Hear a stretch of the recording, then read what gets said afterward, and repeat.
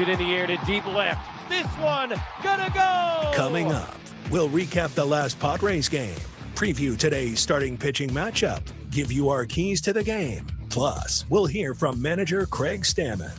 From the Padres Radio Network, here's Sam Levitt.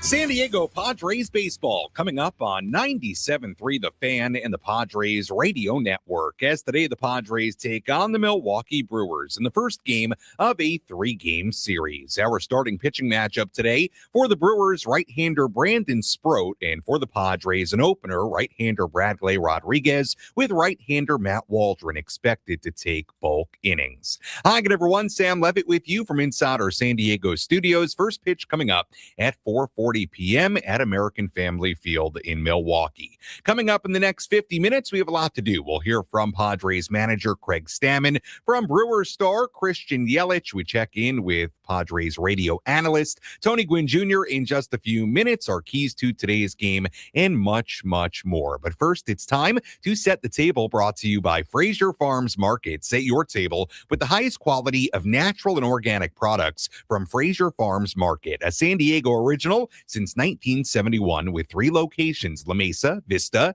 and Oceanside, and at FraserFarmsMarket.com. Padres enter today 24-16. They begin the day with a half-game lead on the LA Dodgers for first place in the National League West. Padres are on a 97-win pace as they reach the quarter mark of this 2026 season. Meanwhile, the Brewers come in 22-16. They're coming off a sweep of the Yankees at home. Brewers have won 4 in a row. They had a couple of walk-off wins on Saturday and Sunday against the Yanks. Speaking of the National League Central, the Padres played a series finale against the Cardinals on Sunday at Petco Park. The Pods were down, but they were never out. Let's rewind. Did you miss what happened in the last Padres game? Let's take a look back with our Padres Rewind on the Padres Radio Network. Beautiful Sunday in downtown San Diego. We had a scoreless game going to the top of the 4th inning. Walker Buehler was rolling until he gave up his first hit of the day, first base runner for the Cardinals, and then this happened. 2-1 pitch, and Walker hits it in the air very deep to left field. Sheets is back to watch, and this one gonna go top balcony western metal, and then it sort of ricochets down to the second deck below the video board. A 2-run homer for Jordan Walker, his 11th of the year, and just like that, the Cardinals take a 2-0 lead. Padres still trail 2-0 going to the bottom half of the 9th inning. Cardinals closer Riley O'Brien came on. Xander Bogaerts led off with a single. O'Brien then struck out 2 in a row. The last chance for the Padres was Nick Castellanos. He fell behind 0-2, but then battled back to run the count full into pitch number 9 of the battle against O'Brien. Here's the pitch to Castellanos, hit in the air, deep to left field. Church is back. He's at the wall. This one gonna go! Nick Castellanos ties it up. Riley O'Brien gives up his first home run of the season, and this thing is 2-2 in the bottom of the 9th. Nick Castellanos, one of the biggest swings of the season for San Diego. Jeremiah Estrada, Adrian Morejon combining for a scoreless top of the 10th inning. Still a 2-2 game going bottom 10. The Padres loaded the bases for Manny Machado. First pitch swinging, Manny in the air to center field. Scott is backing up, gives way to Walker, who's got the great arm. He makes the catch. Laureano's tagging. Here's the throw to the plate. Not in time. The Padres have come back. They walk it off on Mother's Day and beat the Cardinals 3-2. Nick Castellanos, a game-tying homer with 2 outs in the bottom of the 9th inning. And then Manny Machado, a game-winning sac fly in the 10th as they come all the way from behind to win it here this afternoon. Another comeback win for the Padres. They win it 3-2 in 10, and they split the 4-game series against St. Louis. And now the Padres beginning a 6-game road trip here today. 3 games in Milwaukee, 3 games in Seattle over the weekend. Series opener against the Brew Crew coming up at 4:40. As always, if you want to get involved on our pregame coverage, you can do that in a variety of ways. Find me on X or Instagram at SammyLev, SammyLev. Also find us on our YouTube stream on the 97.3 The Fan YouTube channel. Let me know who you are, where you're tuned in from, and if you have a key to today's game, you can let me know what that key is, and I may just read it live here on the air. Let's go to Wisconsin. Let's take a trip up to the Padres broadcast booth for a deep dive on today's matchup with Tony Gwynn Jr. in our Padres game preview on the Padres Radio Network. Hi, Tony. Good to talk to you. How was your off day in Milwaukee? It was uneventful. Got a workout in and then spent the rest of the day in the room doing a radio show, and that's about it. All right. Very good. Uneventful is good on the off days for sure. No, I'm not. No complaints here. All right. There are certain, dates on the calendar that you look at during the course of a baseball season. I always like to say Memorial Day is one of them as you enter the summer and you've now had 2 months with the baseball team. But Padres are now 40 games in. We're a quarter of the way through the season. So I'll keep this pretty broad. How would you assess the first 40 games of 2026 for the Brown and Gold? Wow. In terms of, I guess, a letter grade, I give them a solid B to start the season. They have been able to win, quite a few games despite not being great offensively, despite not having 2/3 of their or 2/5 of their rotation in it for most of the first couple of months. There's still plenty of things that they're going to have to get better at, but I certainly like the makeup of this team. I love what Craig Stammen and his staff has done and the different approach they've kind of taken this year. And so, I give it a solid B. Yeah, I'm right there with you. Look, if you would have pointed out the offensive numbers 40 games in and somebody would ask you in spring training, what would the Padres record be? If this is what their offense was to this point, you probably wouldn't say 8 games above 500. So they deserve a lot of credit for that. They have been gritty. They found ways to win, and now they play what is a very good Brewers team on the road. Another situation today where the Padres will use Bradley Rodriguez as an opener ahead of Matt Waldron. Last week in San Francisco, it worked beautifully. Rodriguez was great. Waldron was great.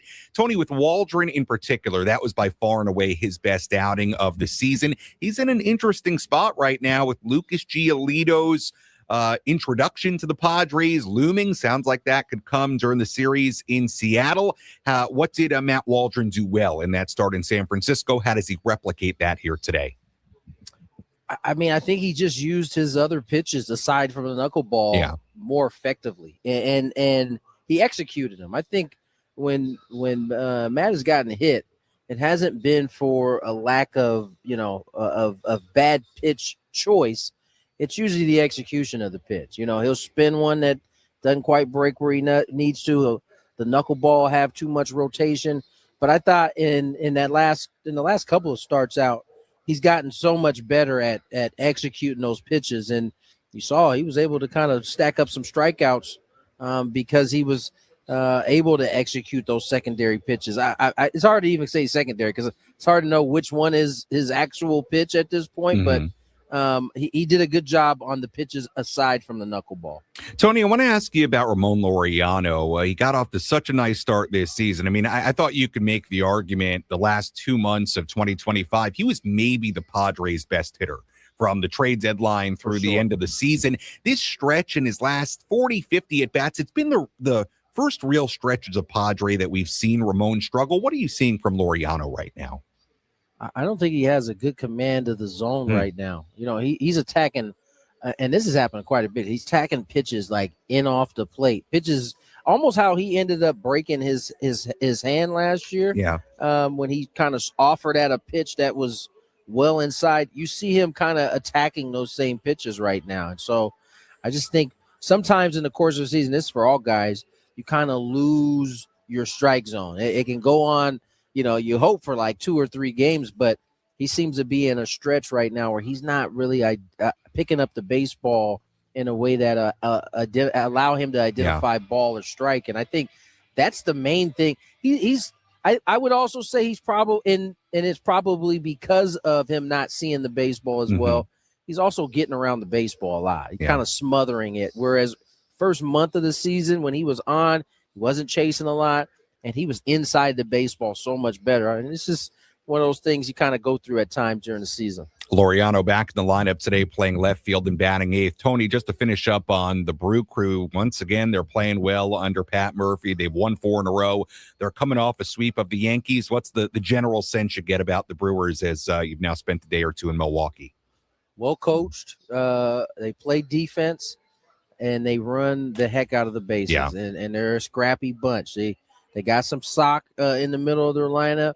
Everybody else around them is going to be the type of player that can be annoying, right? They're going to extend it bats. They can get on the bases. They're going to do all the little things, kind of because that's kind of how their team is built. And so the Padres, these are one of those teams where you can't afford to give them extra outs or really make too many mistakes, because this is how they kind of capitalize and play as well as they have. And they have a guy at the top of their lineup in Bryce Terang, who's playing like one of the best players in the National League right now. We'll talk more about him a little bit later. Tony, appreciate the time. We'll talk to you and Jesse coming up at 4:30 here on the West Coast. Thanks so much.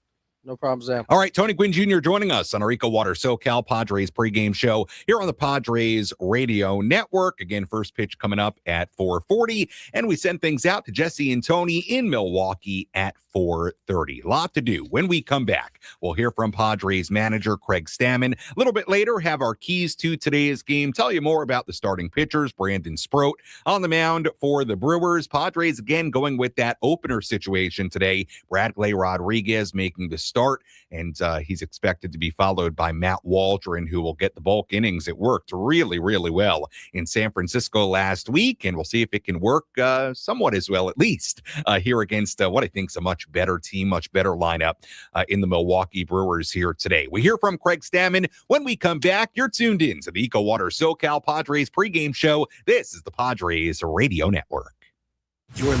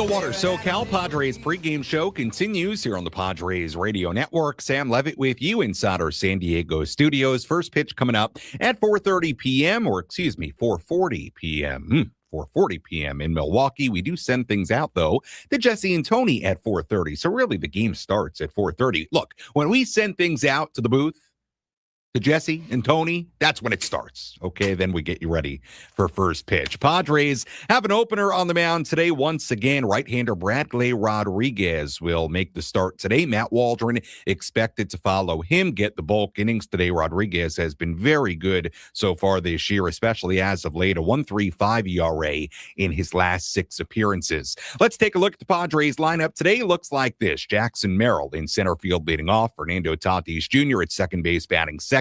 Manny Machado at third base batting third. Miguel Andujar, the DH, batting cleanup. Xander Bogaerts at shortstop batting fifth. Gavin Sheets, the first baseman, batting sixth. Nick Castellanos in right field today batting seventh after his big home run on Sunday. Ramon Laureano in left field batting eighth. And Freddie Fermin is doing the catching, batting ninth. And on the mound, by the way, for the Brewers, right-hander Brandon Sproat, a young right-hander. We'll talk more about him coming up a little bit later. Right now, let's go to Milwaukee and check in with Craig Stammen.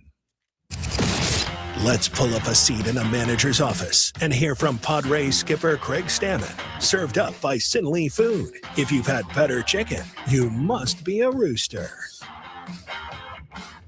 Let's talk a little bit about tonight. You're kind of running it back a little bit from the San Francisco start. Is that what we're to understand with Bradley opening and then Matt? Or is there a chance Bradley maybe goes a little deeper than 7 pitches? TBD on that, but, the last formula worked pretty well in San Francisco, so we'll see, kind of how Bradley gets going here at the beginning and then go from there.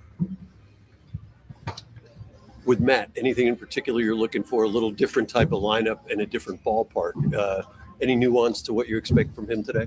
No, same old Matt. Go out there, throw all of his mix of pitches, including the knuckleball, which we all know he has. But I think one thing that we saw that was very successful against the Giants was all of his other pitches.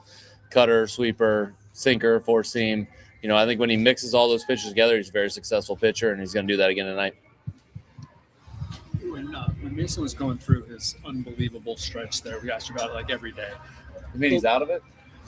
That's the thing, is that like some of the underlying numbers haven't compared yet. He's still this dominant guy. Like, I feel like somehow that even shows what that first, say, 11 games were even more incredible than we thought. You're right. They were incredible.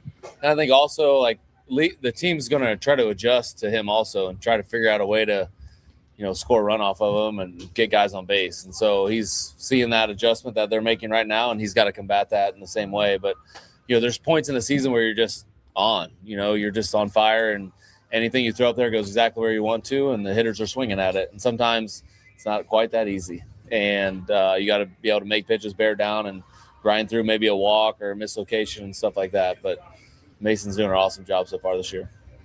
You think that if you just look at the numbers, they're being more patient. You think that's a product of his maybe not being in the zone as much? I mean, how have you seen them react? I think it's the product of them thinking they can't hit it. I think that's the biggest product of it. We saw with the Cardinals, they were definitely a little bit more patient with him.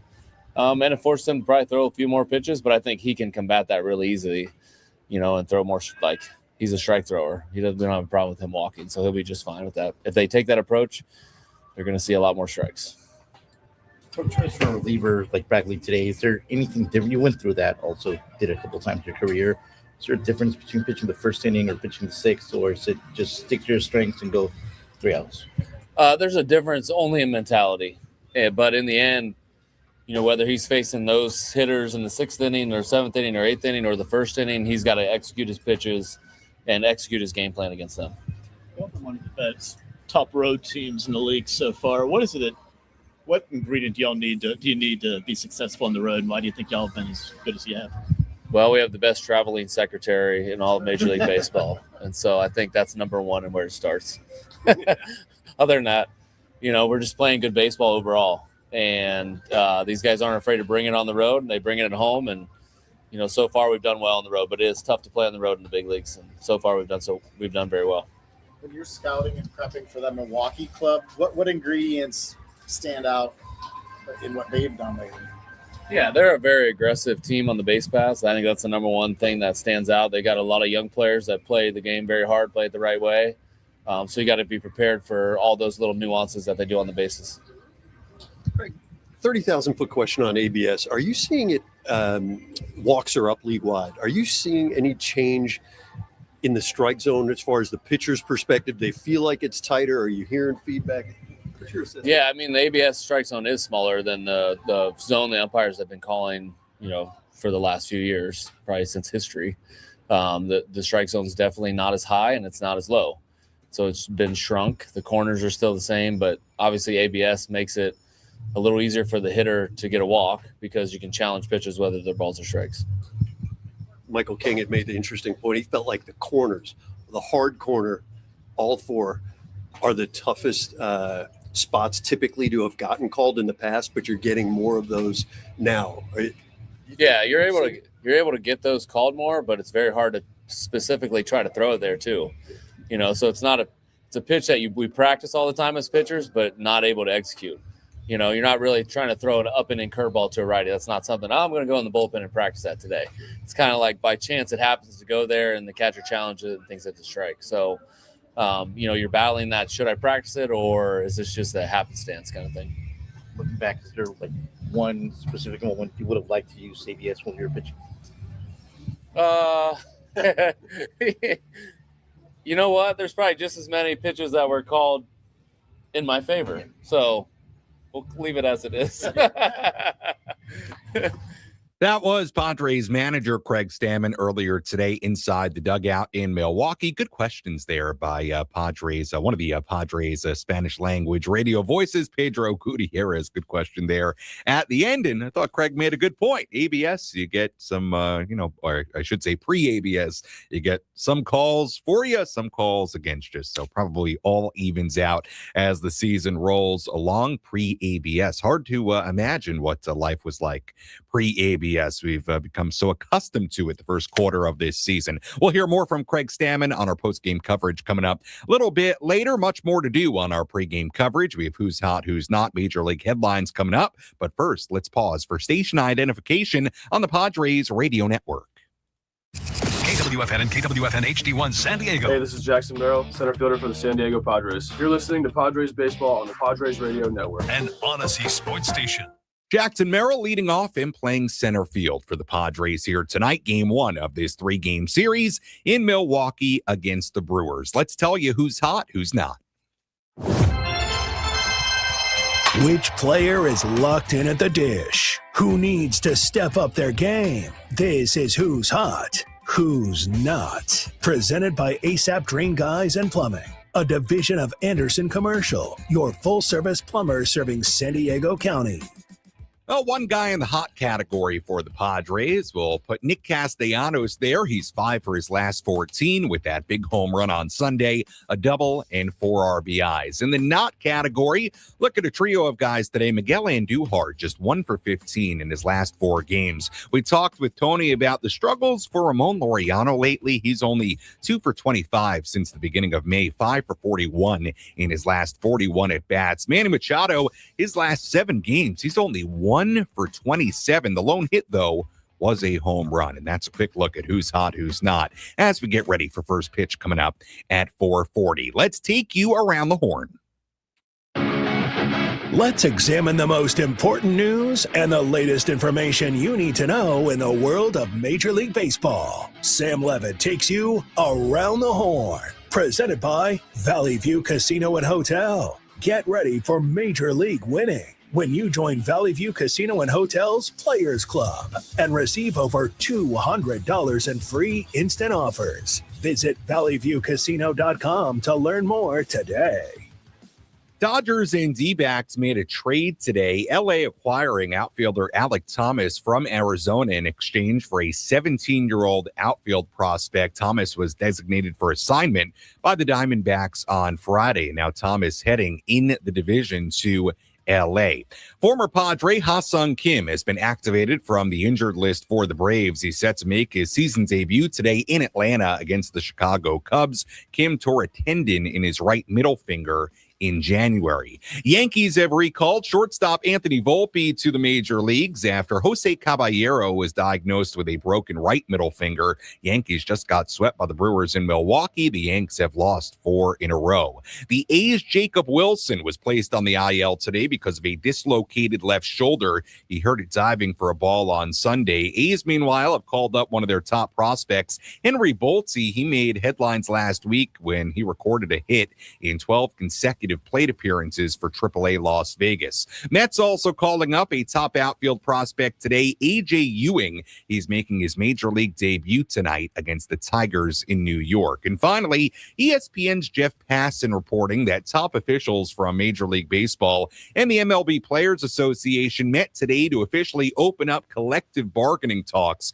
a little bit more than 6 months before the expiration of the current labor deal. In a face-to-face meeting today in New York, Passan reporting that each side offered opening presentations, though no proposals were made. And he reports MLB intends to pursue a salary cap system, a financial structure that players staunchly oppose. And that is a look at some of the headlines from around the major leagues. When we come back, we hear from Christian Yelich, one of the Brewers stars. We also hear our keys to today's game, full look at the out-of-town scoreboard, and much, much more. First pitch coming up at 4:40 in Milwaukee on the Padres Radio Network.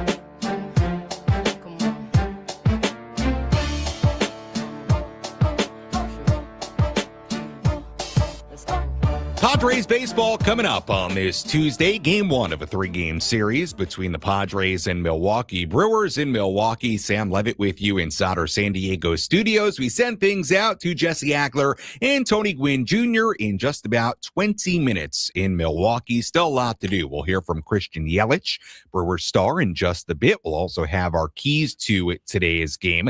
Let's give you an update on Yelich because that's a major headline entering today. Who's in? Who's out? This is the Bada Fulkerson Injury Report, presented by San Diego's Bulldog Injury Attorneys, who hope you're never in an accident. But if you are, make Bada Fulkerson the first call you make. Hit them up 24/7 at badafulkerson.com.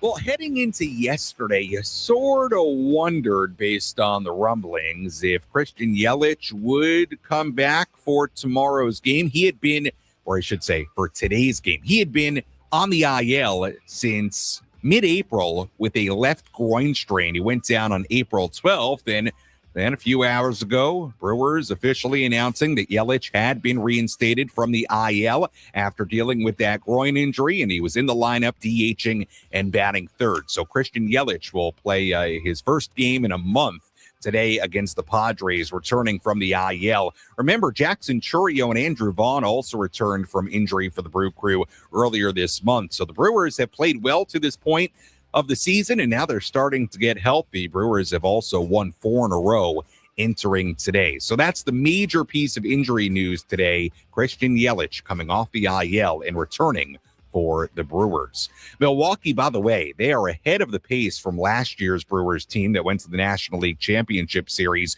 Brewers were 19-19 at this point last year. They went 78-46 the rest of the way en route to the best record in the major league. So Brewers playing well, and so we'll see if the Padres can cool them down here today. Speaking of Christian Yelich, obviously a very, very important player to the Milwaukee Brewers. Big news today in Milwaukee as he returns to the lineup. Yelich caught up with reporters inside the Brewers clubhouse. What were the final boxes that you checked as far as ramping up and knowing you're ready? It's a couple of days of baseball activity, some swings, running. It was all good.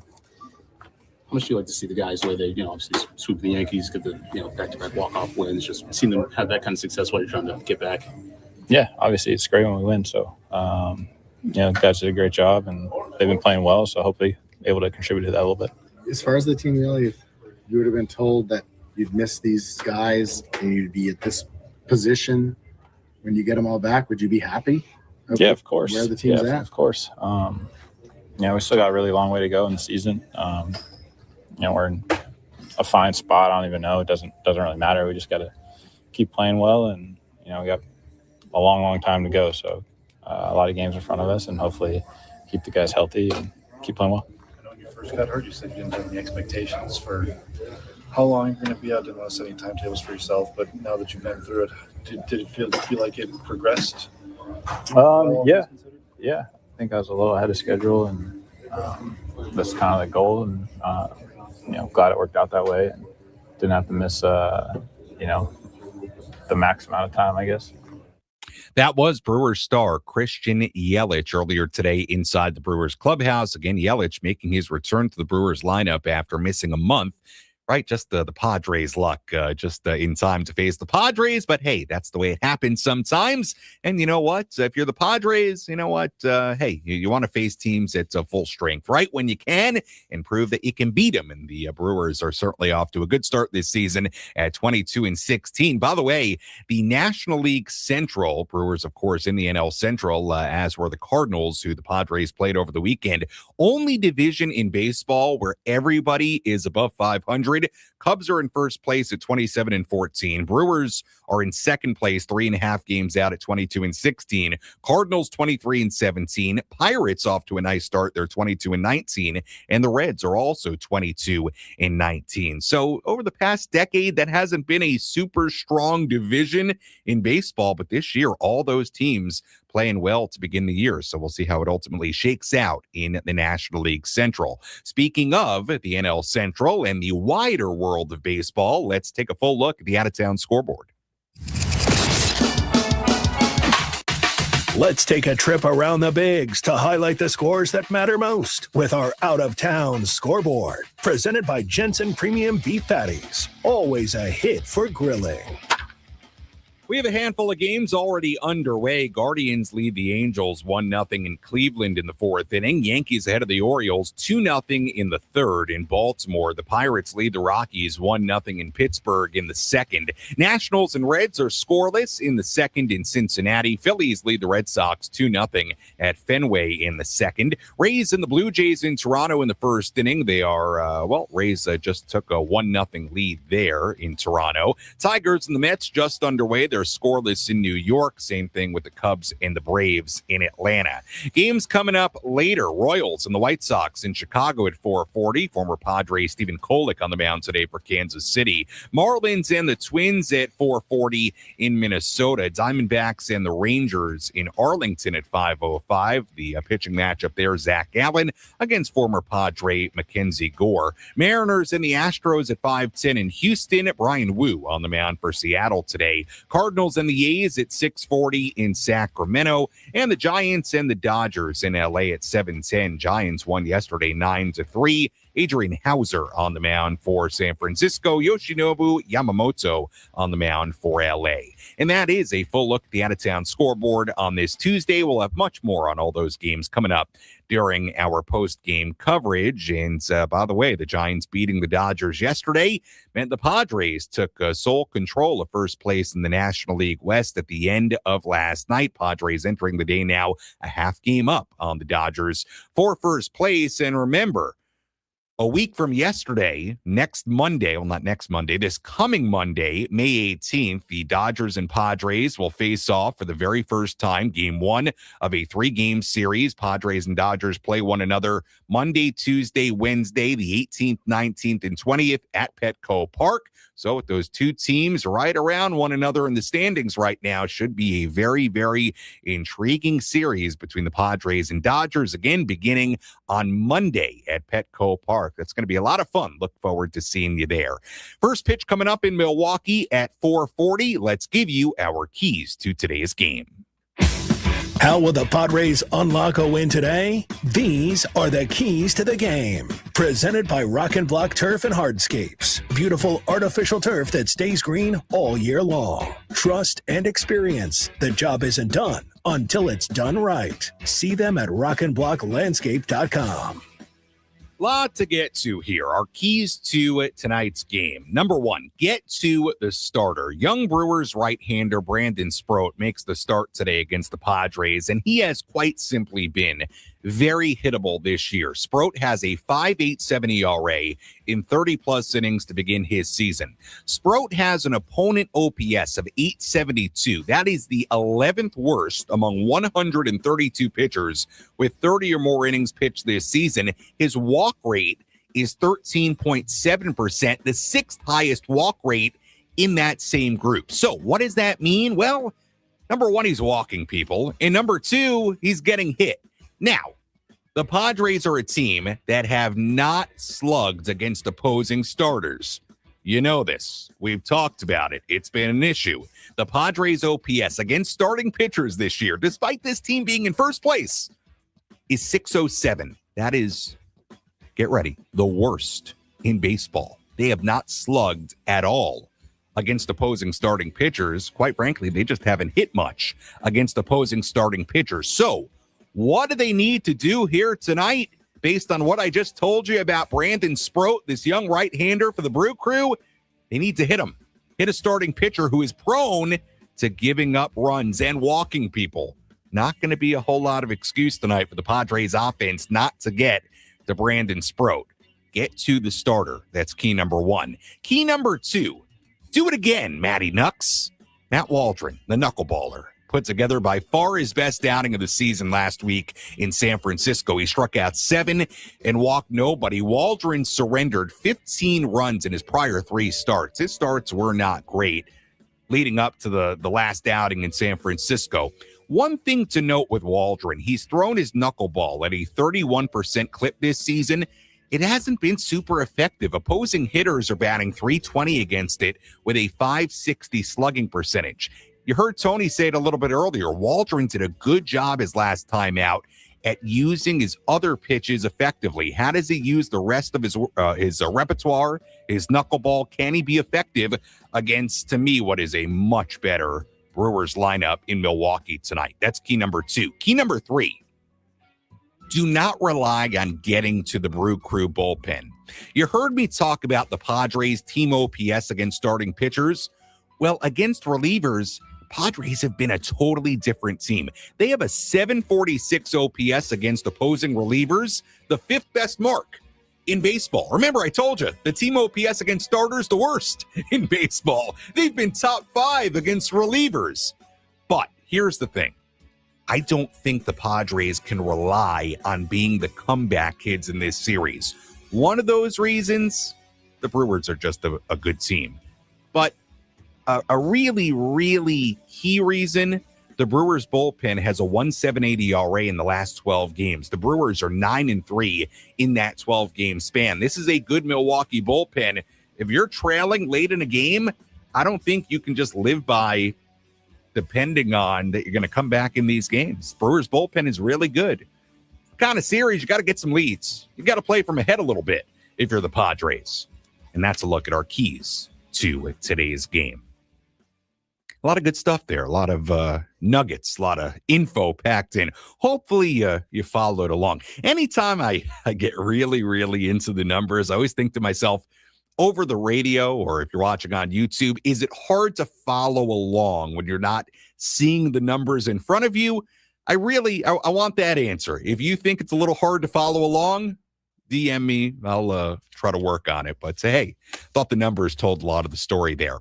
Speaking of Matt Waldron, another reason today is a very, very big start for Matt Waldron is because Lucas Giolito, him showing up to the Padres, it is looming. Giolito made what a lot of people think will be his final minor league start on Sunday at AA San Antonio through 74 pitches, gave up 1 run on 3 hits. He pitched 6 innings, and Kevin Acee in the San Diego Union Tribune reporting earlier today that Giolito is expected to make his first start in a Padres uniform this weekend in Seattle. So remember, when Giolito is activated, Padres are going to have to make a move. Walker Buehler just had maybe his best start of the season on Sunday against the Cardinals, and Matt Waldron could very well be the guy on his way out. And remember, Matt does not have any options left. So something to keep in mind as we watch Matt Waldron today. Very good in San Francisco. It would certainly help him to be very effective against the Brewers here tonight. First pitch coming up at 4:40. When we come back,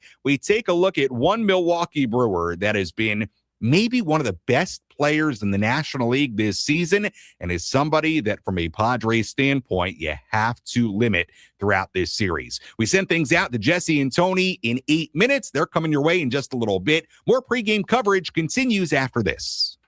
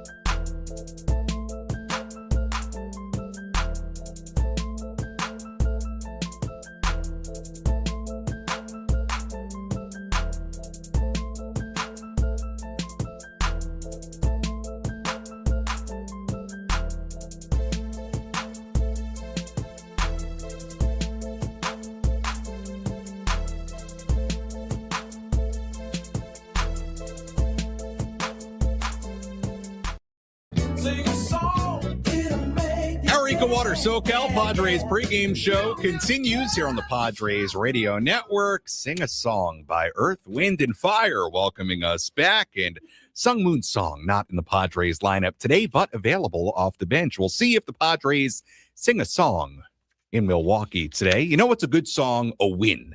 How about that? A series opening win, and we'll see if Sung Moon Song makes an appearance in today's game. First pitch coming up at 4:40. We send things out to Jesse and Tony in under 5 minutes. Let's tell you what to watch for here tonight. What's the one thing Sam Levitt will be keeping his eye on in today's game? This is What to Watch For. Presented by Genesis Home Improvements, San Diego's trusted painting, roofing, and window company. Save 15% today on a new beginning for your home. Visit GenesisHomeImprovements.com. What to watch for in tonight's game? Can the Padres limit Bryce Turang, Brewers' second baseman? He is a problem at the top of the Milwaukee lineup. Turang is hitting .395 with 2 home runs and 5 RBIs in his last 10 games, including a walk-off home run against the Yankees over the weekend. How about this? Turang ranks first or second in the major leagues in all of the following categories. And by the way, he's doing this as a second baseman. He ranks first or second in B-WAR, baseball reference WAR, runs scored, walks, on-base percentage, slugging percentage, and OPS. Quite simply, he has been one of the best players in the National League this season. He's a good defender as well. Can the Padres limit Turang ahead of Jackson Chourio batting second, ahead of Yelich batting third, William Contreras batting cleanup? He is a big key to what the Brewers do. He can also run. Can the Padres limit Bryce Turang here today and in this series? That's what to watch for as we get ready for this series opener between the Padres and the Brew Crew. Did want to point out one thing out of the Padres bullpen. Jeremiah Estrada continues to be very, very good. How about this? He's retired 15 of the 18 batters he's faced since returning from the IL with elbow tendonitis. He struck out 10 of those 18 batters. And as always, Estrada likely to be a key part of the Padres bullpen here tonight. Padres come in 24-16, a half-game lead on the LA Dodgers for first place in the NL West. Brewers come in 22-16. They've won 4 in a row, coming off a sweep against the Yankees. A couple of really good teams in the National League going at it in Milwaukee. When we come back, we send things to American Family Field to the Bob Uecker Broadcast Center. We join Jesse Ackler, Tony Gwynn Jr. They have the full starting lineups, first pitch, and all the play-by-play. I'll talk to you on our post-game coverage. You're listening to your home for San Diego Padres baseball, 97.3 The Fan, and the Padres Radio Network. Enjoy the game, everybody.